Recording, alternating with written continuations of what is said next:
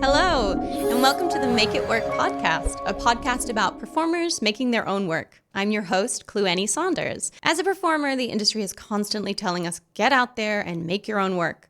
But how exactly do you do that? In this podcast, we are going to be taking a deep dive into the work of some performers and theatre makers in the UK. We are looking at how they started, where their ideas came from, and what inspired them to create. How they kept going when they came up against challenges, how they funded their projects, how they got an audience, and much, much more. Join us, learn with us, and let's make it work. My guests today are the founding members of Go People, a theatre company whose shows have included Win, Lose, Draw at Waterloo East, Almost Maine at Park 90, Midsummer Night's Dream at Southwark Playhouse, and Daisy Pulls It Off, Park 200. They also run Revels in Hand, a luxury event company that provides world-class theater for private hire. Whether it's Noel Coward in your living room or Shakespeare on your yacht deck, they bring the West End to you and perfectly mold it to your space, your event, and your audience. They create entirely bespoke pieces and work in partnerships with the Club at the Ivy, the Sloane Club, and Shangri-La London. My wonderful guests include Lucy Eaton, Freddie Hutchins, and Melanie Fullbrook.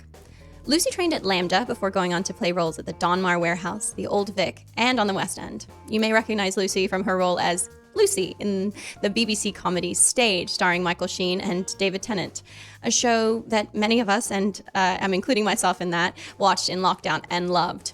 Mel is a director and actor who trained at the Guildhall School of Music and Drama.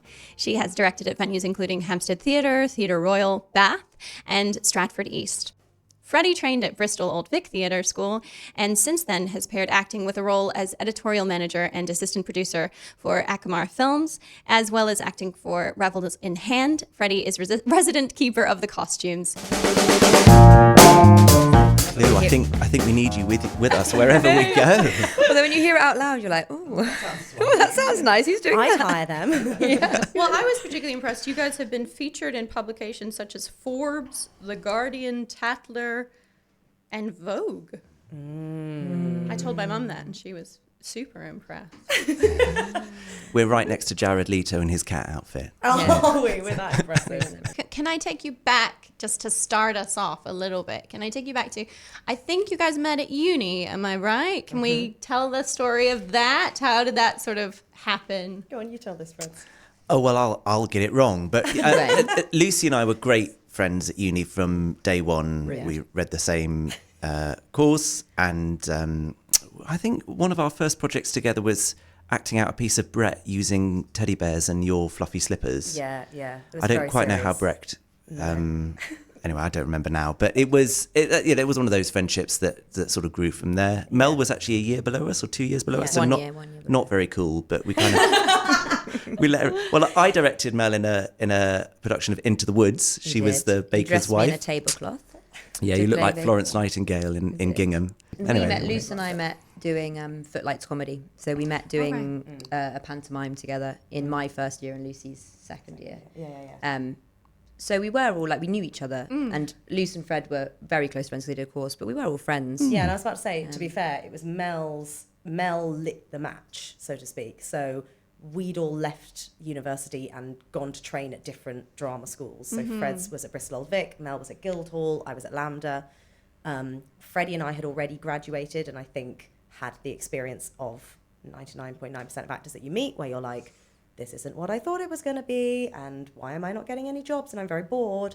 And I think we'd had maybe our own versions of little meltdowns, but not really done anything about it.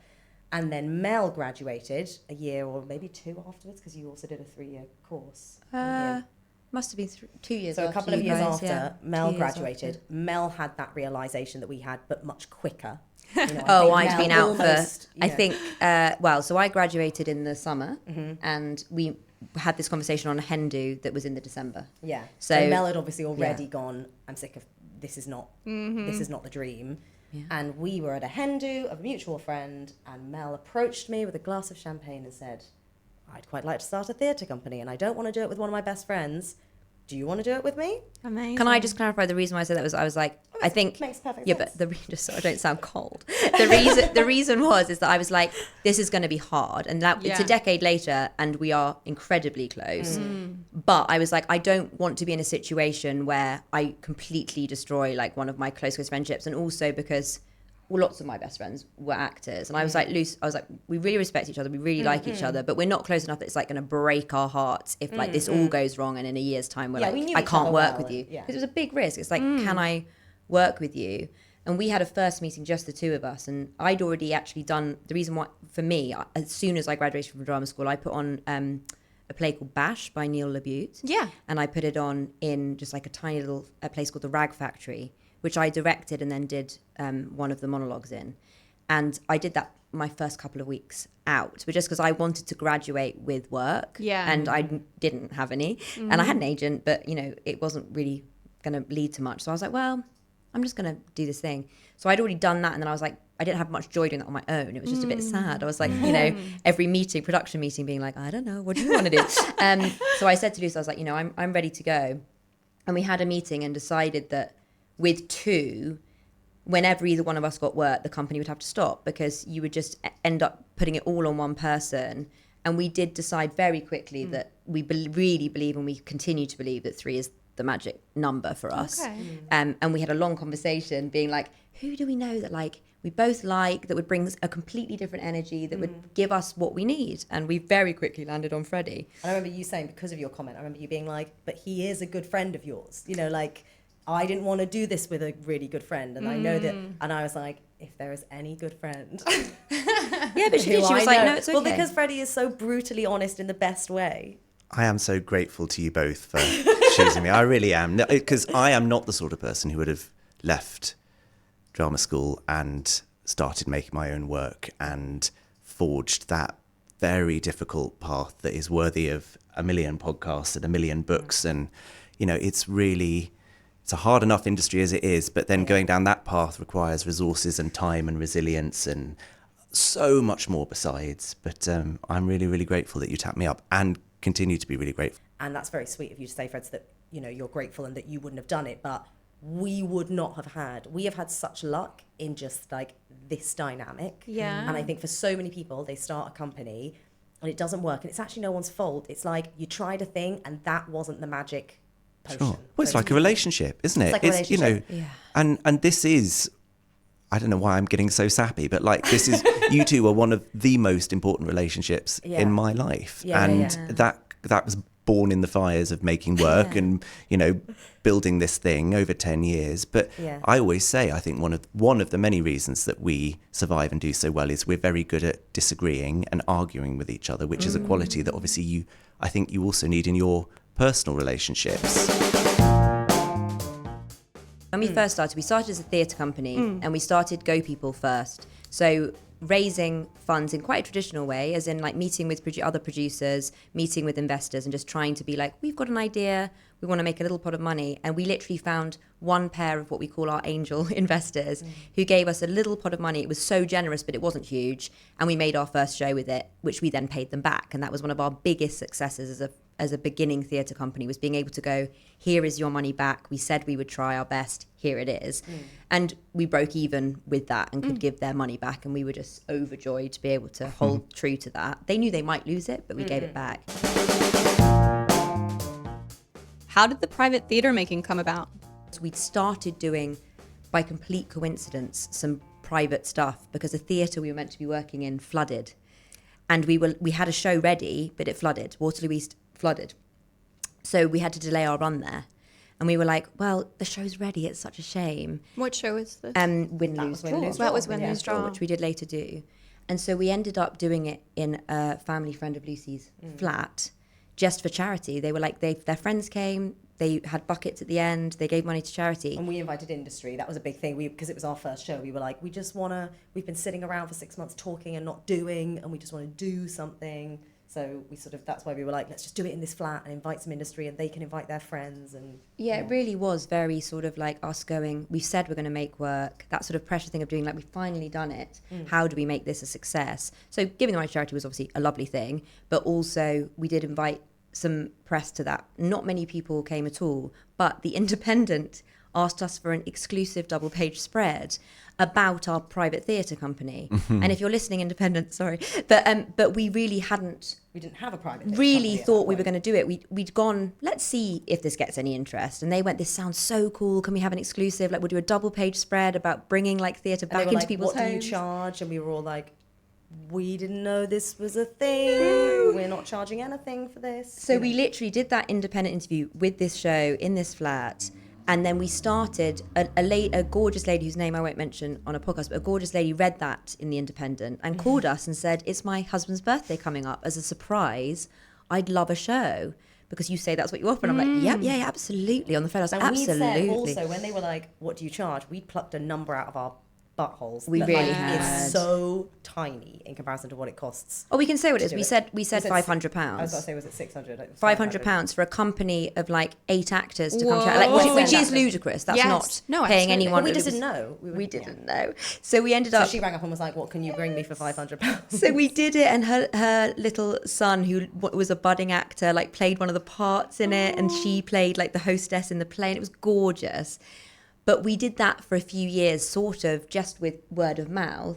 Then when we were like, this is taking off, this is like, people are interested, we'd started doing stuff at the club at the Ivy and members clubs. And we were like, God, this is taking off. Then we were like, let's put some of that money into some PR. So our launch at the Shangri-La was, this is now a private theatre business where we go into your private spaces, whether it be hotels or living rooms or whatever, wherever you want.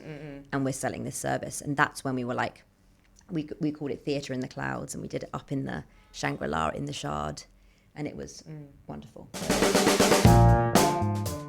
COVID has been an interesting thing. In terms of, we used to very clearly be like, I was the optimist, Freddie was the pessimist, Yeah. Mel was the one, I don't want to say like the realist, you were the one who straddled both. You would almost be the, not the middleman, but the one who could like rein both of us in, find the middle ground of whatever. I'd be like, yes, we should do it. We should jump up a cliff. You see, yes, But yes. let's But also, Freddie you has got know- some very good points, and I don't think we should necessarily do it like tomorrow. We should maybe wait. I a always few came up with the reasons not to do it entirely, the Yeah. reasons to And fail. you'd be like, And I would- we'll just do it. No one cares. Everyone Yeah. will be happy. But then out of Which I COVID, love. I don't know what happened, but like I became like very Cautious. pessimistic. Yeah, very cautious, in a way that like I found very sad. I felt very like, this isn't me, but you know, like I became really the person who was like, that doesn't feel good, doesn't. And in a way, like we flipped. I think you still serve the purpose of being the pessimistic one, but at the same time, you're so aware of yourself now that you're aware of going, I'm just playing my role, I'm playing devil's advocate, I'm saying this thing. And we almost flipped. I think you became the one in COVID who, to do a Freddie and to say about gratitude, like I'm very grateful to you because I think in that COVID time, I became totally the opposite of myself. And I became someone who was very risk averse and like didn't want to jump in with both feet, which is normally what I do. And you were the one who'd be like, no, come on, we're gonna do, you know. And I needed you just that. needed the partner to pep to drag me remind along. you, and then as soon as the work started, you were back to Yeah, yourself. But it's that yeah. thing of it does get scary. And COVID, obviously, you know, everyone had a tricky time, but we are a theatre company that stopped completely. And we found ways to do little bits and bobs, but if we're honest, none of them really took off. Well, it's We like tried did our theatre, hardest. Yeah, We it's had like to go, Go didn't People we? is We public tried, theatre. but- Revels in hand is like luxury event entertainment. And then COVID hit like theatre and events. And we were like, great. Just Yeah. everything, all of Everything our gone. bits are gone. So it was hard to find your way back out of that and to sort of know when was the right time to take a risk again, because it's always a risk and you're always asking people to go at that time and money and things. And obviously we had a lot of, you know, provisional bookings, and like the year that COVID hit for us was the worst it could possibly have been. As in, we really did, we just got, the launch had happened, a couple of years had passed, we were really in a place where things were starting to roll. And it did feel like after 2 years of pause, it was like, we are sort of going back to square one here. And it's not, because actually we have our reputation and things have come back quicker than we thought. And we are now internationally recognised artists. Yes, we are heading out officially to the States It on sounds US really visas. obnoxious. That's genuinely because that's the visa that we've applied for in the Yes. US. That's not We're us just saying. laughing. You're called internationally It's recognised become a artists. bit of a joke that we are now internationally Are we allowed to recognised. talk about your soon-to-be internationally Yes. recognized Yeah, yeah. status? Yes. So we've just been awarded today. We've been given our official visas to go officially and work out in the States as actors, which you have to, you know, get all these letters of recommendation and get people going like, we promise you this company is really worth it. America would be missing out if they didn't have this company. But that's which been is amazing. very moving. That was really humbling. Yeah, it was like, to do this application, you have to, oh my God, you have to, anyone who's ever applied for a visa will know, like, you have to send so much info. Yeah. But for this particular Luce did one, it all. She's amazing. we had to send like, 40 press links, and you're looking back through all the press we've got and you're like, this is amazing. Like, it was so exciting to put it. And then you needed these like 8 letters of recommendation from like people at the top of their field. And we're literally opening our little black book to be like, who are the most influential people who we think would do this for us? And again, like, the responses we got were so overwhelming. And you want it to be genuine. You don't want to be going like, can you make up this? We really were like, and we had more than it, it was lovely, but actually to be able to go, you've booked us in the past, and like, would you be happy? And everyone was so nice. It's a bit like the montage at the end of X Factor, isn't it? Like looking back over your time on the show. And like putting that application together was looking back over 10 years as a company and going, actually, these are all the things that we have achieved and we have done in the space of 10 years. But I think, Oh, we've come a long way from that first £500 gig where we pushed one of our very, very best wonderful actors. I won't mention his name just in case he kills mention us. his name. Oh, really? Mark Donald. Donald. His name is I mean, Mark if you haven't Donald. hired him, do. Don't. No, we don't, need him. because We we need want him. him. No, sorry, we're all like, no. Sorry, take it Please back. don't Why give did I Mark say Donald the any name? other gainful Why employment. did I say the name? Nobody hired Mark. No, Mark, you hire Mark Donald. But we literally, he was playing 2 different roles in it. In the first half, he was in full drag as like a Scottish nanny, and we just pushed him out on stage. And like, he'd On had stage, no rehearsal read for, time. like, I was on living like a plinky little child's keyboard doing like what scene changes. Like, it was just all, and it was beautiful, actually. If I look back to it, I've got nothing but fondness for it. But we've come a long way. You were talking about how you guys work so well as a team, but is there sort of a clear division of roles, or do you kind of move around? Organically, there became a slightly clear division, and then I think we maybe solidified some of those things. To say really boring things, like, you sort of became accountant at one point. I sort of became social media manager at one point. You sort of became stage manager and costume. Like wardrobe. Yes, carer. we have roles that we stick to within our skill set. And like, for example, Freddie and I are both directors as well. So like, if Fred isn't around, I will direct all the work. And if Fred is there, we'll split that depending on who's in what. Luce is a brilliant writer and quite often will write the stuff for us. Sometimes also, but generally also, I just love we're all actors and we love acting, but I love the producing. So I think I'm often quite happy to be like, I'm happy to just take. But we do all of that. We all have taken it in turns to be the people putting the budgets together. Well, and the thing is, casting. we've been doing this so long that it does shift and change and evolve. And, as Lucy says, for the last 18 months, I've actually been totally learning a whole new profession and really quite out of it, but you sort of dip back in. But I've even lost control of my beloved costumes. They've all been sequestered in Lucy's house, and I find that quite difficult to let go of that. I have to ring him up every now and then and be like, don't worry, I did go and spray the expensive moth spray on brilliant with the costumes. But also, like, we had a gig last year, a really wonderful adventure out in the Caribbean for a private honeymoon, and that was as mad as it sounds and as thrilling as it sounds. But that was leaping into a whole new. So and Lucy became sort of Challenge Annika style. Like, she was on the ground, like organising like boats and helicopters. It was just nut. And you're like, that's not producing. I don't know what that is. that skill is that you've just pulled out of your behind. And I was directing and in that, so I was like playing the lead whilst like in this like massive dress, because it was like period dramas, a massive dress in the middle of the sunshine with like 80 extras running around trying to be like one of the lead roles in it whilst trying to shout at all these people. I was like, we need more people. But I'm not entirely sure we all like reverted to type and skill sets there. That was just all hands on deck. Hands on deck. So it does, there is a kind of loose division of labour, but depending on who is where at any one time. I think it's like, we know our strengths, sure. But ultimately at any point, and to Freddie's point about like, he's been off doing the nursing, there have been points where Mel is directing something, or I've got an acting job.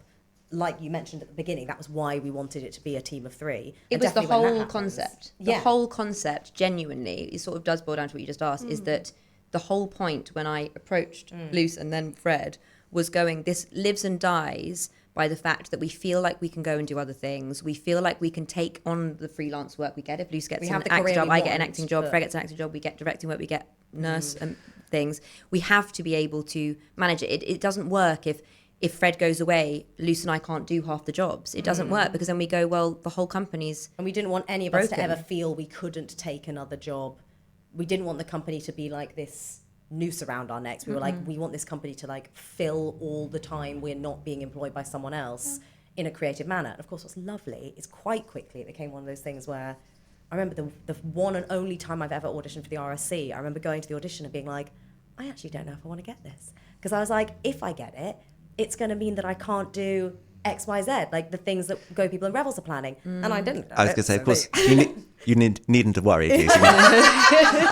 Like every audition. Again, that's an in-joke because everything we all audition for, we don't even say good luck anymore, because we're just like, you're not going to get it. We know that we're just not going to get it. But what is so lovely is like, and that's the reason, absolutely, to anyone listening to this, it's like we would always encourage people to make their own work, is because actually it's about removing the more traditional desperation that an actor has for someone else to give them something. And the minute you're making your own stuff, it is amazing how quickly you're like, oh, I sort of don't care anymore. Of course I'd like it. Like, of course, at some point in my life, I'd love to do a job there or whatever. But I'm not fussed to do anything now. Like, I'm fussed to do a job if it's in like these theatres that I adore, or like it's this writer, or it's a really great part. It definitely works in both ways though, because I think like, and this is just me being very honest, and we've talked about this, but I think like, in some ways, because your love of the company becomes so strong if it works. Like, I find myself, if I'm at a networking gig or whatever, I'm talking about Go People and Revels in hand. Yeah. I don't even mention who I am, really. And I think I sometimes had to really look at myself in that and go, like, you sort of have stopped pushing your solo career. But I just didn't mind that, because Go People and Revels in hand is my baby.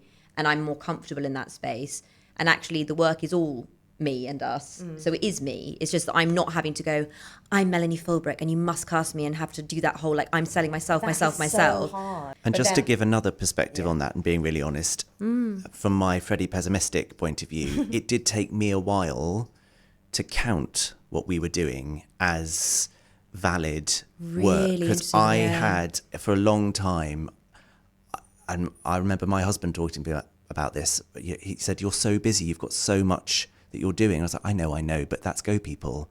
And then you're like, what does that even mean? It's, you're doing 2 public shows this year, you're going out and making your own work, and you're doing theatre in the clouds, and but that's just this thing we do. And you're like, no, it's so much more than that. Still it took me a while to really give it the validation that everyone else was giving it from the start, but that took me a while, because I was like, well, it's not somebody else giving me a job where I've gone into a room and begged them in my best British accent and my best Shakespeare, and then they've still not cast. I just want somebody to cast me. Oh, and I think a lot of you, and we have an actress and writer that we use a lot called Ellie Ross, who's an amazing actress and comedian and writer, and we use her a lot. We commission her to write stuff for Revels in Hand. She's acted with Revels in Hand loads.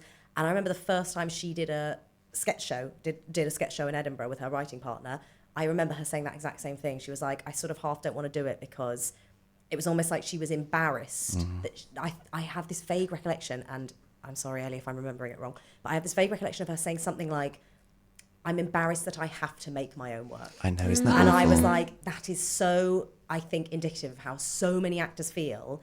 And I do feel like the tide is turning a bit, but I feel like definitely when we came out of drama school, I think that's a really common belief to have.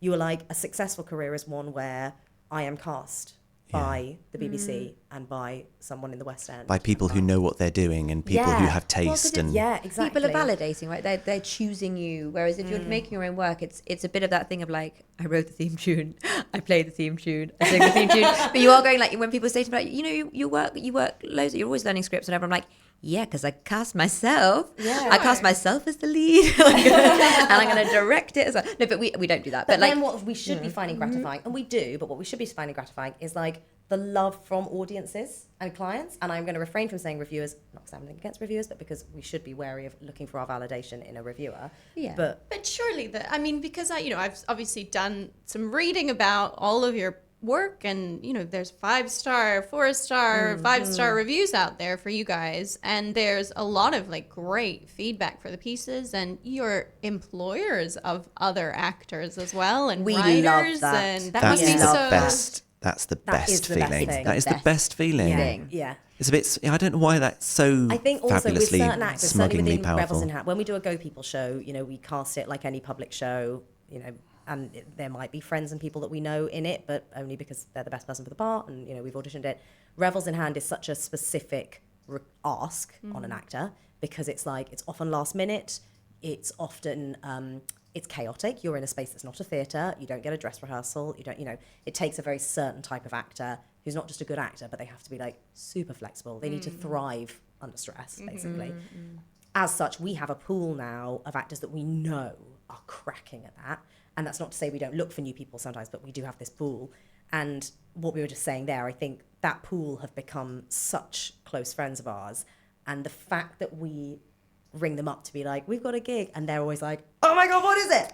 Yeah, we can't wait. Like, and that we get to pay them and like keep them creatively fulfilled, and absolutely, like we were all just saying, it's the best. It's probably worth digging into that a bit, isn't it? Because obviously when we started, we didn't have any money either, and we were asking people to give their time and talents for far, far less than it was worth. Because and now I think maybe that's one of the reasons it's so satisfying, is now we do feel we could pay people properly, but that's after 10 years of building the company. And to be fair, that is the unique nature of Revels in Hand. So like Go People Productions, because that is public theatre, like you mentioned briefly earlier, Mel, that is being that's being like fundraised in a typical theatre model, and to this day that's the same. that's Yeah. what Go People, and the problem with that is that theatre is not a money-making venture, unfortunately, and 9 times out of 10 a show loses money, and to break even, that is when you open up the champagne. It's like you do not expect to make money. That's the once in a blue moon thing.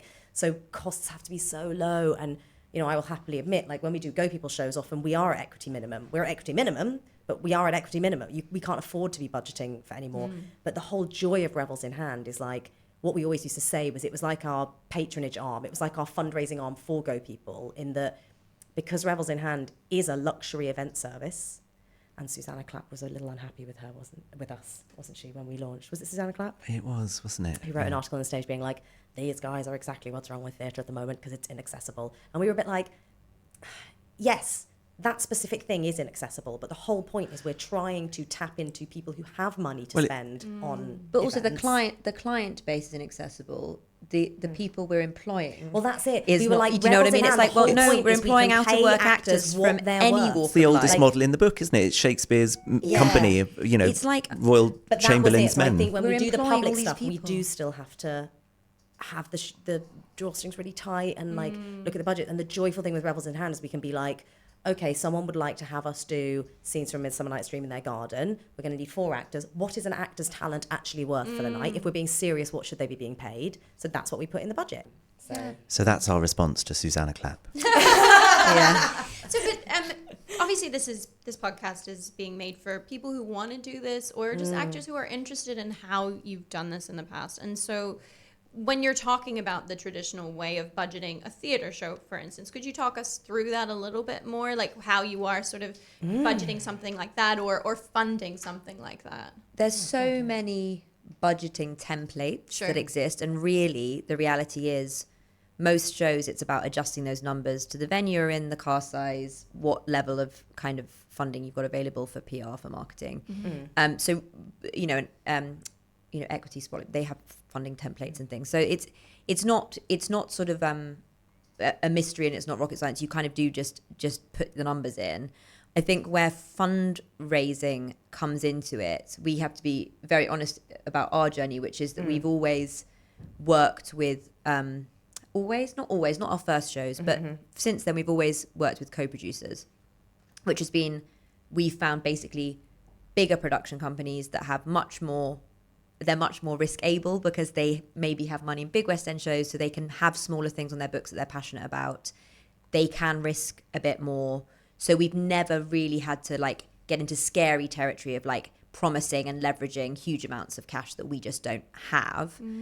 We've always had to be aware that if it was a disaster, you know, if we sold no tickets, there is a risk there and we would have to bite that. But you have to have confidence at some point in theatre and just take the plunge. And also to be really honest about our journey, as you said, as an example, Mel and I do a lot of private tuition. And absolutely in those early days, we were approaching families that we had great great relationships with, being like, we want ones who knew what we did and supported us. And, you know, we were very lucky in that we had that access to people who maybe had, and ultimately these weren't people with absolutely money to burn, but they were people who maybe had the money to support something small and up and none of the answers. We're from a very privileged place, all three of us, and we know that. And so the answers we give are what our experience is. What we haven't done, for example, and we wouldn't do, is we've never applied for arts cuts or funding, anything like that, because we believe that's not for us. That's not our place. We don't deserve it. We shouldn't be getting it, because actually that, I believe, and sorry to get political, but I do believe that money should be for people who have no option of where else to get it, and that's what that should be for. So we haven't ever gone those routes, and we haven't ever tried to sort of get funding through official channels in that way, because we have always gone down the kind of private investment philanthropy route, because that's something that we've been able to do because of the way we brought up and all sorts of things. But also it's okay to say to anyone, like, I think in all things, start small. That is really normal. And again, go on, what were you going to say, Fred? Starting small. How did we fund our first show? I know I should know the answer to that. Win-Lose Draw was a, what's it called? GoFundMe. It was a Kickstarter. A Kickstarter. And it had a budget, it was a Kickstarter, I think, of £1,500. Yeah. I think the whole show was £1,500. We raised 1,500, I think it was, 1,500. Of course we did. Because we all acted in it for free. We had one other actress. She acted in it for free. Freddie directed it. We built a tiny whatever set, if you can call it that. I think our biggest expense was it was an American play. Oh my God, I know what you're and we saying. needed cans of Tab, Yes. which is an American drink. Yeah. I didn't know what the hell this was, Yeah. and we had to get it from Well, US our Amazon and our get it friend sent. who's And that- extraordinarily talented did the set and the costume, and to be honest, it did look incredible, but that's just because she is so talented. It's one of those things where, like, she did spend lots of time, but she didn't spend even that much time. She's just so talented that it looked amazing.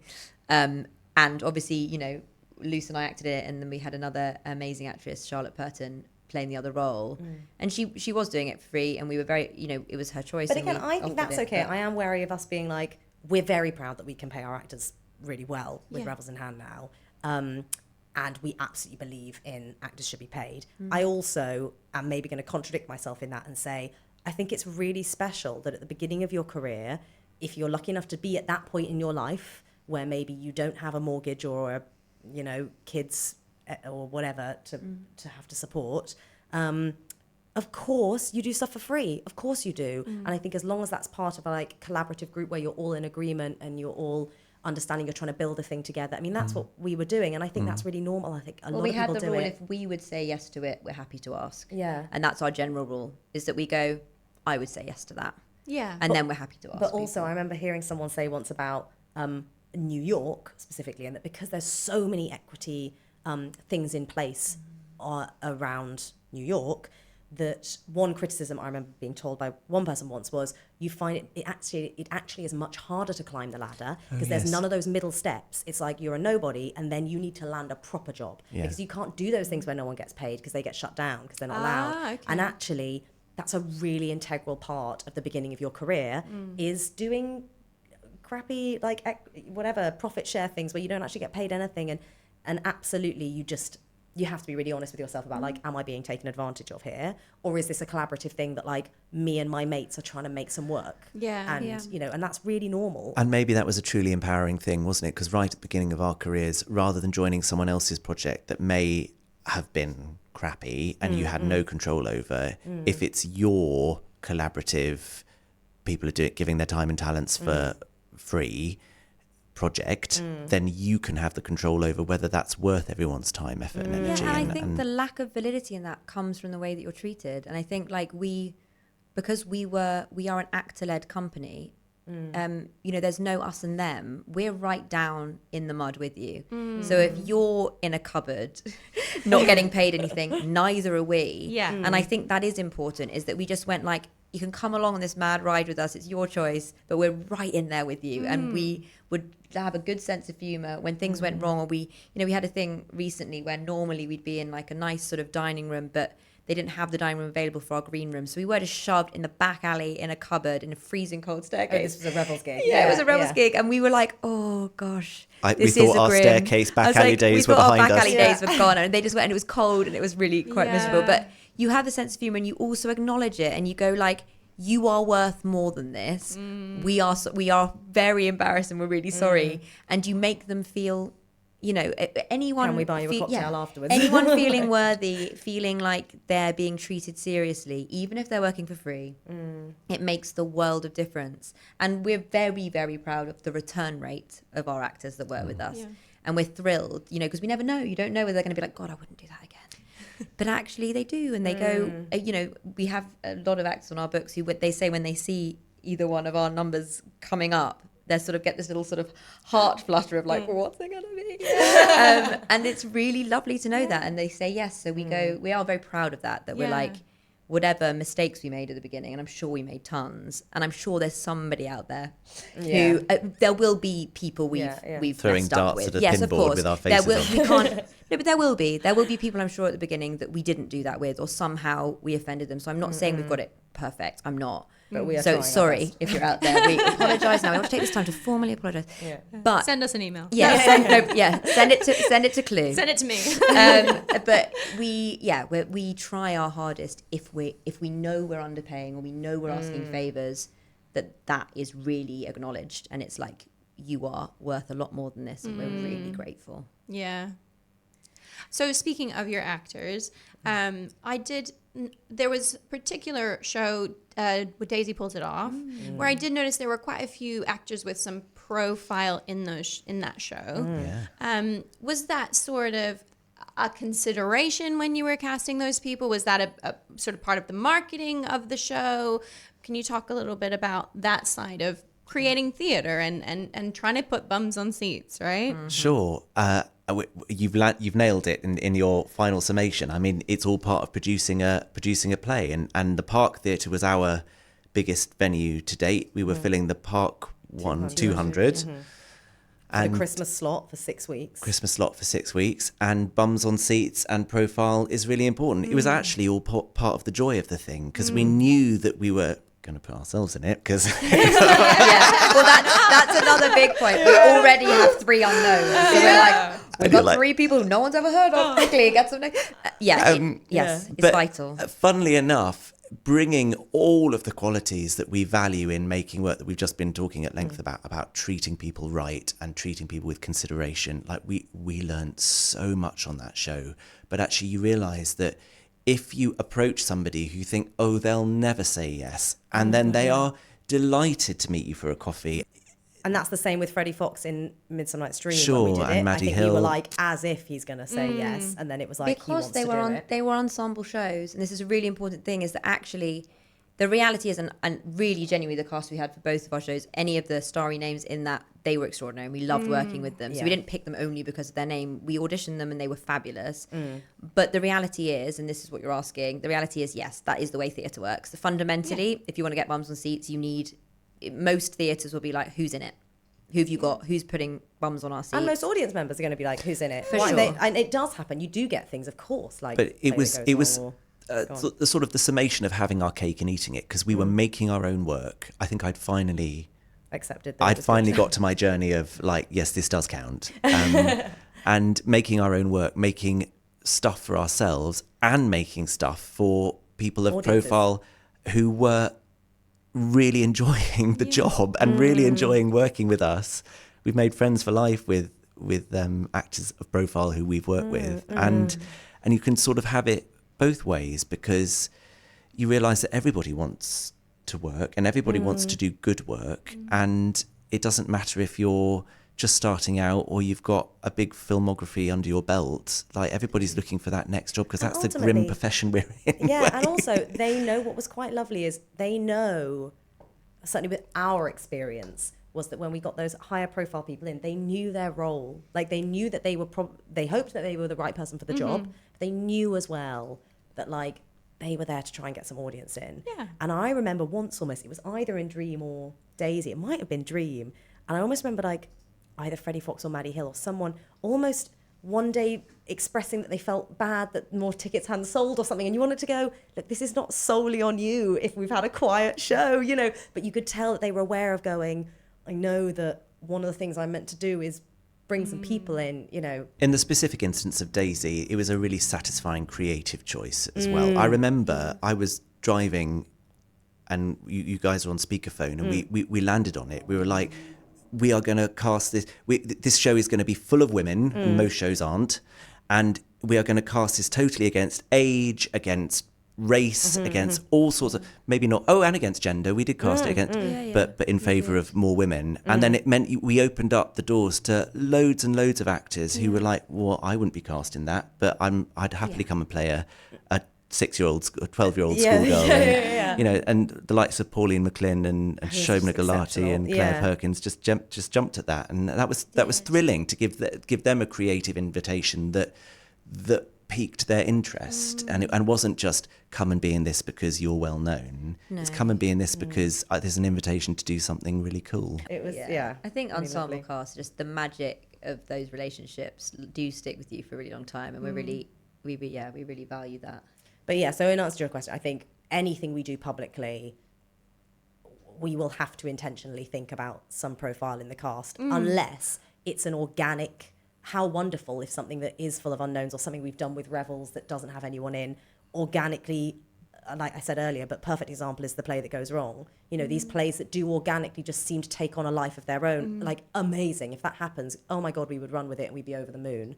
But I think...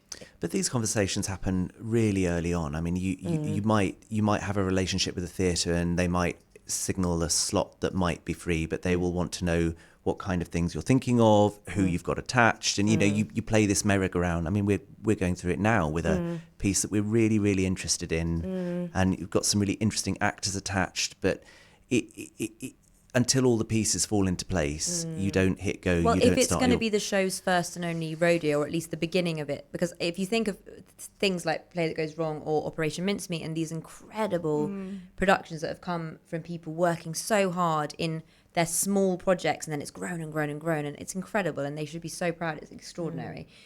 But they've had, you know, people don't realise if they just get their ticket and go to the West End, that started 5, 6, 7 years ago. Yeah. And the reality is, with when we've produced, we've always wanted that first step on the rung, or we've needed that first step on the rung. You know, if Park 200 is the first step, that's a big first step compared to what we were used to doing, which is like a theatre where you're trying to sell 50, 60 tickets. So it depends on how big that first step is that you're taking. If you can and you have the time, not even the time or just the passion in you, but we're doing Revels as well, to be able to like workshop it and then get people interested, and then, you know, then you can not necessarily need to persuade them that everyone needs to be. I was about to say, it goes back to really go down to basics. To get people to book for a play, you need some press. Maybe there's someone listening to this who's like, she's wrong. But my experience seems to have been, to get people to book for a play, they need to have heard that the play is happening. And so unless you are in the Almeida, the Donmar, where they have a mailing list and they have a load of people who will always book tickets to their plays, places like Park, Southwark, Waterloo East, Room Above a Pub, you know, all of the brilliant, the Red Lion, like all of these incredible fringe theatres where most people are going to start their careers producing, people are not naturally going to buy a ticket. It's so rare, or if they do, it's so rare that someone just reads a thing and goes, yeah, that sounds interesting, I'll buy a ticket. They have very loyal communities, but it's not. They do, but they're not big enough to same. fill a theatre. No, they're not big enough to cover a budget and help you break even. Yeah. So ultimately, people will only buy tickets if you've managed to let people know the play is happening and got them interested. And that's where the profile thing comes from. And it doesn't actually have to be that they're famous. It's just that is a really easy shortcut for instance, when we did Midsummer Night's Dream, you know, if our PR company at that point could go, let's shop Freddie Fox and Maddie Hill around, then a few places that will go, yeah, I'm interested in interviewing Maddie Hill and seeing what life is like coming off EastEnders and going into a Shakespeare play.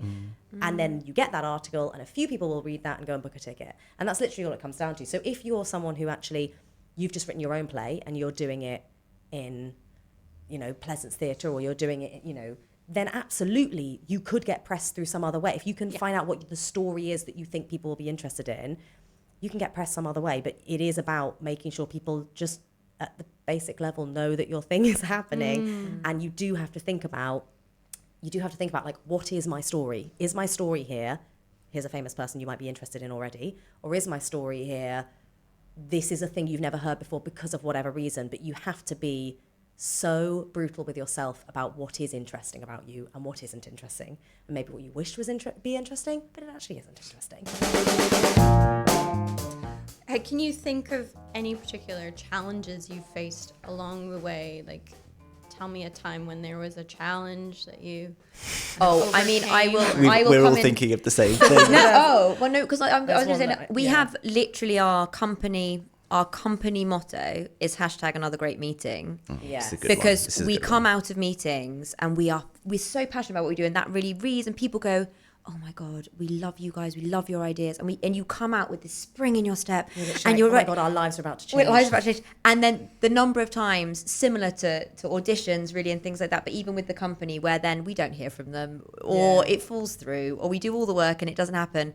So we have turned that into a slight joke between the three of us, where you come out of a meeting where that you get that feeling and you're feeling so excited, but we just say #another great meeting, just to be like, keep it in check. Like, we know that people have other agendas and people can let you down. And it's got to the extent now where this US visa, it's like, we've managed to get US visa approval. And I'd say it to friends, they're like, this is amazing. And I'm a bit like, yeah, #another great meeting. Like, let's hope it comes to let's something. see, maybe. But we have to keep taking these risks. We're like #another But also, great if you're able to play the long game, those great meetings, it can do pay come off. home to roost literally 2, 3, 4 years later. Yeah. So have the side hustles, stay in it for the long game, don't need it to happen tomorrow. And it does, in the end, But that's come it. That is the good. challenge. The genuine challenge is just keeping going. That is the challenge, because there's so many times where you're going to be like, this isn't going anywhere, or this is exhausting, or I just can't.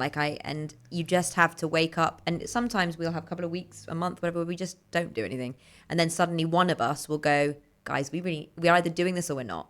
And again, with Lou said, like in COVID, that was me. I just said, guys, are we doing this or are we not? Because you guys seem like you're maybe checking out, and if you are, that's fine. And both of them were like, oh God, we're not. We have been, but we're not. And that was amazing, because you go and it's come back with more verve and vigor of like, not that it went anywhere, but that's the challenge, is keeping on going in the face of rejection, things not going your way.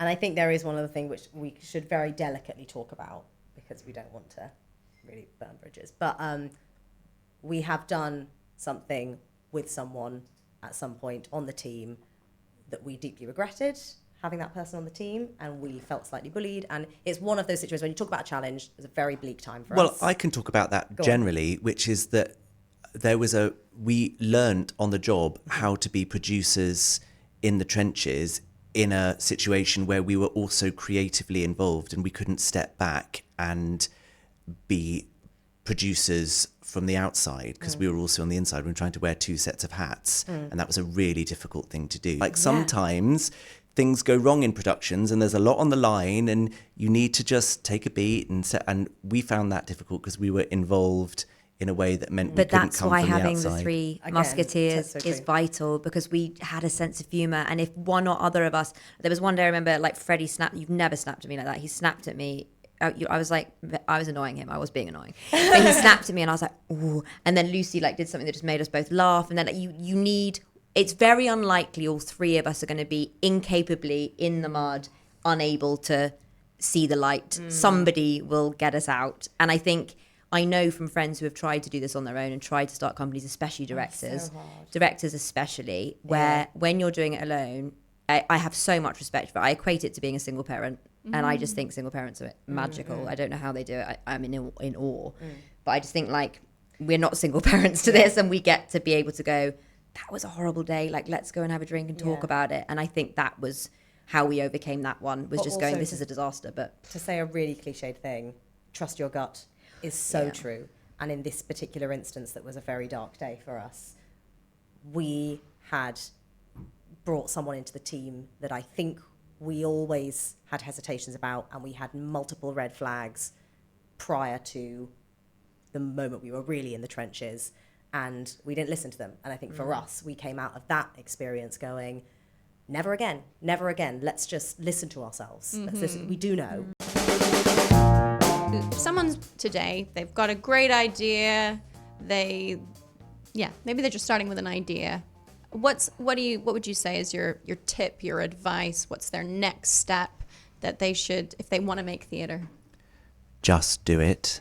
But find a way to do it, and do it, because you never know how it's going to come about, what's going to happen. We had no clue that our first production in Waterloo East would lead to us sat here 10 years later. So just do it somehow. Don't think about doing it and think of all the reasons, like I would have done. Don't be to not talking do about it for 10 years. And the other thing to do is find some musketeers. Don't do it by yourself. I think that's the magic of us three, is we didn't do it alone. For and longevity. I know I couldn't have done it alone, but so find some friends and get on and do it. Make it happen somehow. Get it done. I think mine would be, and I say this because it's one of my pet peeves, which I tell these guys all the time, but I quite often get invited to go and speak at drama schools at the end of their time to talk about making your own work as a theatre company, which has only just started happening.